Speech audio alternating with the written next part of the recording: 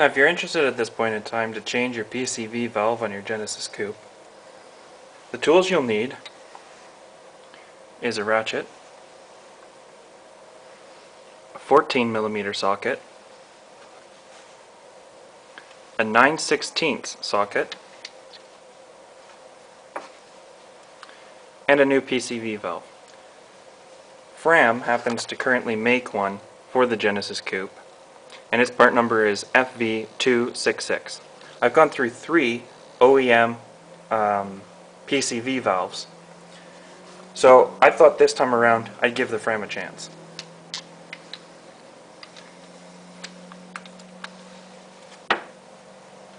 If you haven't been following along on the catch can video, your factory hose will be sitting here like this. I guess you'll need an extra tool because you'll need a set of pliers to undo the spring clamp that's holding that down. Pull the spring clamp back and then simply pull this off. This side of the pipe doesn't need to be disconnected for this.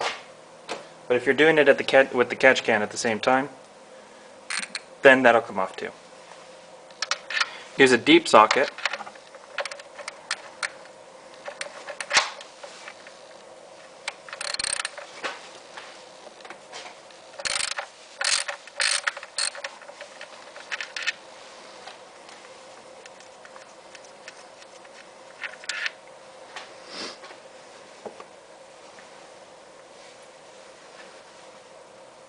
Now this is the difference between the two of them. This one's coated in oil, so ignore that.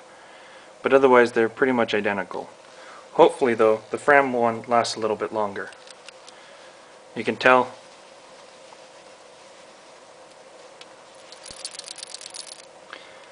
this seems to have a ball in it rather than a spring mechanism, and this one's already failed, and it's only been on there for 16,000 kilometers.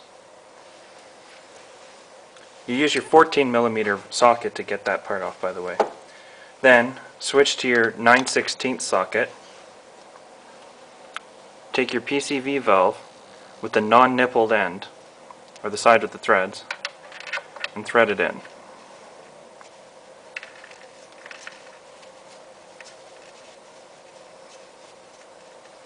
Now Hyundai doesn't recommend or say no to using any thread sealant, but I've never had a boost leak at this component, so I'm not worrying about that.